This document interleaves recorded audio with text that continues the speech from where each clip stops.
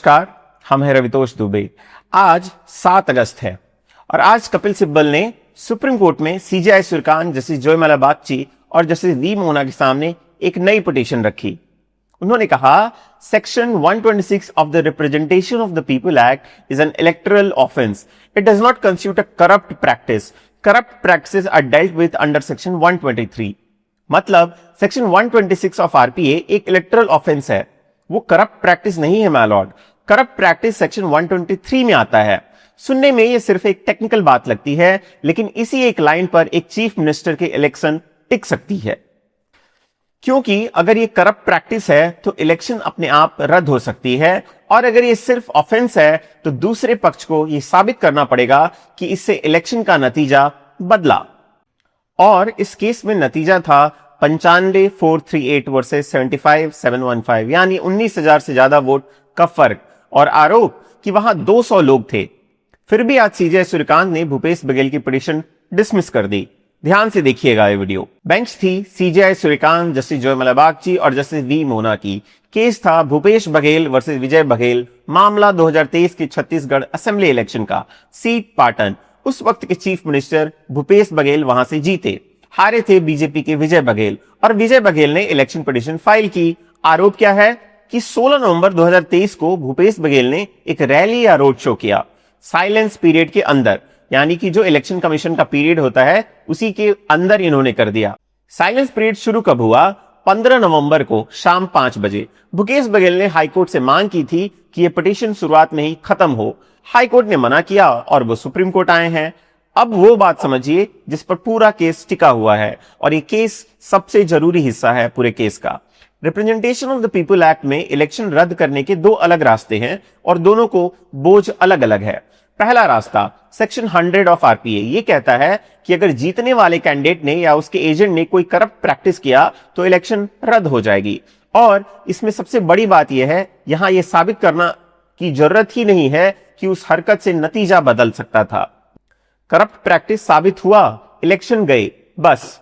दूसरा रास्ता section 100 of 1 ये कहता है कि अगर कॉन्स्टिट्यूशन एक्ट या रूल्स का कोई नॉन कंप्लायंस हुआ तो इलेक्शन तब रद्द होगी जब ये साबित हो कि उससे नतीजा मैटरली अफेक्ट हुआ, यानी यहां दूसरे पक्ष को यह दिखाना पड़ेगा कि गलती की वजह से रिजल्ट पे असर पड़ा। अब दोनों को साथ देखिए आप, दोनों जो सेक्शंस हैं दोनों को।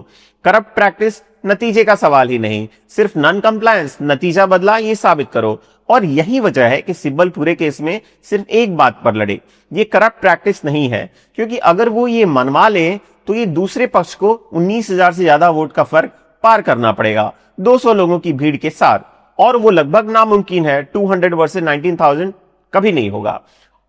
अब दोनों सेक्शन देख लेते हैं। सेक्शन 126 क्या है? ये साइलेंस पीरियड वाला नियम है। पोल खत्म होने से 48 घंटे पहले से कोई भी व्यक्ति चुनाव से जुड़ा पब्लिक मीटिंग नहीं कर सकता। ना उसमें जा सकता है, ना संबोधित कर सकता है, ना जुलूस निकाल सकता है, ना टीवी या वैसे किसी जरिए से इलेक्शन मैटर दिखा सकता है, और इसकी सजा 2 साल तक की कैद या जुर्माना या दोनों। ध्यान दीजिएगा, ये सजा व्यक्ति को मिलती है। इस सेक्शन में कहीं नहीं लिखा कि इससे इलेक्शन रद्द होगी। अब हम सेक्शन 123(7) ये करप्ट प्रैक्टिस है। ये कहता है कि अगर कोई कैंडिडेट या उसके एजेंट अपनी इलेक्शन की संभावना बढ़ाने के लिए सरकारी नौकरी में बैठे कुछ खास लोगों से मदद लेने की कोशिश करें तो वो करप्ट प्रैक्टिस है। और खास लोग कौन है? सेक्शन खुद गिनवाता है कि gazetted officers, magistrate, arm forces के मेंबर्स, पुलिस फोर्स के members, excise officers, revenue officers, और अब इस केस की असली पेच समझिए, वो सबसे जरूरी है। भूपेश बघेल उस वक्त चीफ मिनिस्टर थे और उनके साथ Z+ सिक्योरिटी थी, यानी पुलिस पर्सनल। सिब्बल ने खुद ये बात कोर्ट के सामने रखी। उन्होंने कहा, he was the chief minister my lord and had Z+ security, दो security personals were among the people accompanying him. मतलब वो चीफ मिनिस्टर थे, उन्हें Z+ सिक्योरिटी मिली हुई थी, और जो लोग उनके साथ थे वो सिक्योरिटी वाले लोग थे। और उन्होंने जोड़ा कि छत्तीसगढ़ नक्सल प्रभावित इलाका है, इसलिए वो सिक्योरिटी जरूरी थी। तो सवाल बन जाता है कि चीफ मिनिस्टर की सिक्योरिटी डिटेल जो कानून से मिलती है, क्या वो 123(7) वाली मदद लेना बन जाती है? अगर इसका जवाब हां है तो हर प्रोटेक्टेड नेता इसी घेरे में आ जाएगा। अब हियरिंग जैसे जैसे चली मैं आपको सुनाता हूं। जस्टिस जोयमाला बागची ने पहले ही सवाल वहीं रखा जहां असली लड़ाई हो रही थी। जस्टिस बागची ने कहा, whether the एलिज्ड violation has affected the result of the election is a question of fact. मतलब उस कथित गलती से नतीजा बदला या नहीं, यह तथ्य का सवाल है और रिलायंस सिब्बल के लिए खतरा थी, क्योंकि अगर ये तथ्य का सवाल है तो उसका फैसला ट्रायल कोर्ट में होगा और ट्रायल का मतलब है कि पिटीशन खत्म नहीं होगी। सिब्बल का सीधा जवाब था, उन्होंने कहा, there is no question of alleged conduct affecting the result. The allegation is that around 200 people were present whereas he won the election by more than 20,000 votes. मतलब नतीजा बदलने का सवाल ही नहीं उठता माय लॉर्ड। आरोप यह है कि वहां 200 लोग थे और वो इलेक्शन 20,000 से ज्यादा वोटों से जीते। असल में उन्होंने 19,000 वोटों से ज्यादा से वोट चुनाव जीता। और उन्होंने एक बात और कही, I am raising a pure question of law, यानी वो तथ्य में जा ही नहीं रहे। उनका सवाल सिर्फ इतना है कि 126 का वायलेशन 123 का करप्ट प्रैक्टिस बनता है या नहीं। और उस दिन के बारे में उनका कहना था कि वो रिलीजियस फंक्शन था, इलेक्शन की मीटिंग नहीं। और जब कोर्ट ने कहा कि आप कह रहे हैं भीड़ छोटी थी, तो सिब्बल ने तुरंत ठीक किया। उन्होंने कहा, आई do not say so, that is the respondent's own case. मतलब मैं नहीं कह रहा, यह दूसरे पक्ष ने खुद अपनी पिटीशन में लिखा हुआ है। ये छोटा लगता है लेकिन बहुत चालाक पॉइंट है। वो कह रहे हैं, मैं तथ्य पर बहस नहीं कर रहा, मैं सिर्फ आपके अपने कागज पढ़ रहा हूं। और जस्टिस वी मोना ने एक और चीज नोटिस की, पिटीशन में यह मांग ही नहीं थी कि विजय बघेल को जीता हुआ घोषित किया जाए।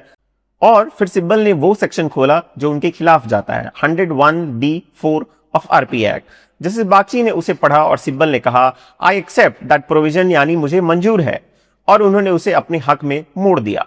सिब्बल ने कहा, even if there is an allegation of violation of the act और the rules, the question remains whether that violation has materially affected the result of the election. मतलब एक्ट या रूल्स का वायलेशन मान भी लें तो भी सवाल यह बचता है माय लॉर्ड कि उससे नतीजा मैटेरियली अफेक्ट हुआ या नहीं। और उनकी आखिरी मांग बहुत छोटी थी, at the very least notice out to be issued in a matter like this, यानी कम से कम नोटिस इशू जारी कर दीजिए। लेकिन सीजेआई सुरकान ने ऑर्डर लिखवा दिया। उन्होंने कहा, the petition is dismissed without prejudice to the petitioner right to raise all the contentions and grounds before the high court in the pending election petitions। मतलब पिटीशन डिसमिस करते हैं हम, लेकिन भूपेश बघेल अपनी सारी दलीलें हाई कोर्ट में उस चलती हुई इलेक्शन पिटीशन में रख सकते हैं। यानी सुप्रीम कोर्ट ने यह नहीं कहा कि सिब्बल गलत हैं, उसने कहा कि यह बात यहां नहीं वहां रखो, यानी हाई कोर्ट में। और अब मैं सुप्रीम कोर्ट पर कुछ सवाल रखना चाहता हूं, क्योंकि इस ऑर्डर में 3 चीजें ऐसी हैं जो खटकती हैं। पहला, इस रास्ते पर उन्हें भेजा किसने? सुप्रीम कोर्ट ने। 22 जुलाई 2025 भूपेश बघेल इसी सुप्रीम कोर्ट आए थे और बेंच में कौन थे? जस्टिस सूर्यकांत और जस्टिस जोयमाला बागची। उन्होंने उस दिन अपनी पिटीशन वापस ले ली, इस लिबर्टी के साथ कि वो हाईकोर्ट जाकर मेंटेनेबिलिटी को प्रिलिमिनरी इश्यू बनाए, और उन्होंने ठीक वही किया। हाईकोर्ट ने 14 अक्टूबर 2025 को वो इश्यू फ्रेम किया और 15 जून 2026 को फैसला उनके खिलाफ गया। 1 साल उस रास्ते पर जो इसी अदालत ने दिखाया था, खुद इसी बेंच ने। और आज वही 2 जजेस, अब सीजेआई सूर्यकांत, जस्टिस बागची, कहते हैं वापस हाईकोर्ट जाइए। तो सवाल सीजेआई या सुप्रीम कोर्ट पर उठता है, सीधा है। अगर आज का जवाब यही था कि सब कुछ हाईकोर्ट में ही होगा, तो जुलाई 2025 में यह बात क्यों नहीं कही गई? उस लिबर्टी का मतलब क्या था जिसने 1 साल ले लिया? दूसरी, सवाल का जवाब क्यों नहीं दिया? सिब्बल ने कोई तथ्य नहीं उठाया था, उन्होंने एक साफ कानूनी सवाल रखा था, क्या सेक्शन 126 का वायलेशन सेक्शन 123 का करप्ट प्रैक्टिस बनता है? तो सेक्शन 126 क्या है? इलेक्टोरल ऑफेंस है, लेकिन 123 is a criminal offence, corrupt offence. ये सिर्फ बघेल का सवाल नहीं है, ये सवाल देश भर के इलेक्शन पिटीशंस में बार बार उठता है और उसका जवाब अभी कहीं लिखा हुआ नहीं। सुप्रीम कोर्ट भी इससे बच रही है। सुप्रीम कोर्ट चाहती तो उसे तय कर सकती थी, इससे हर हाई कोर्ट को एक साफ लाइन मिलती। उसने ऐसा नहीं किया, ऑर्डर एक लाइन का है और उसमें वजह नहीं लिखी। और सिब्बल की आखिरी मांग तो बहुत छोटी थी, at the very least notice out to be issued, यानी सिर्फ नोटिस जारी कर दीजिए, दूसरे पक्ष को सुन लीजिए, वो भी नहीं हुआ। और तीसरी, ये है सबसे बड़ी पॉइंट, सुप्रीम कोर्ट के पास एक रास्ता था जिसमें उसे कुछ भी खर्च नहीं करना था। वो पिटीशन डिसमिस करती और साथ में हाईकोर्ट को यह निर्देश दे सकती थी कि ट्रायल एक तय समय सीमा में पूरा कर दीजिए। ये कोई नई बात नहीं होती। सेक्शन 86 खुद कहता है कि इलेक्शन पिटीशन 6 महीने में निपटानी चाहिए। अदालत को सिर्फ उस लिखे हुए नियम को दोहराना था और उसने वो नहीं किया, यानी दरवाजा बंद कर दिया गया, लेकिन घड़ी चालू नहीं की। तो मैं आपसे 2 सवाल पूछता हूं। पहला, सेक्शन 126 कहता है कि साइलेंस पीरियड तोड़ने पर 2 साल तक की कैद हो सकती है, यानी कानून उसकी गिनती में जुर्म है। तो फिर उसकी हरकत पर इलेक्शन रद्द करने के लिए अलग से यह साबित करना क्यों जरूरी है कि 20,000 वोट बदले? क्या कानून तोड़ने की सजा सिर्फ तब है जब वो काम कर जाए? और दूसरा जो मैं सीधा सीजे सुरकान से पूछना चाहता हूं, आपने कहा जाइए हाईकोर्ट में बहस करिए, लेकिन जुलाई 2025 में भी वही कहा गया था और एक साल उस रास्ते पर निकल गया और आज भी दरवाजा बंद करते वक्त ट्रायल के लिए कोई तारीख नहीं दी गई, कोई टाइमलाइन नहीं दी गई, जबकि सेक्शन 86 खुद 6 महीना कहता है। तो 5 साल वाली सीट पर जब फैसला टर्म खत्म होने के बाद आएगा, क्या वो इंसाफ है या सिर्फ रिकॉर्ड दुरुस्त करना? Again, justice delayed is justice denied. Comment में लिखिए, मैं जरूर पढ़ूंगा।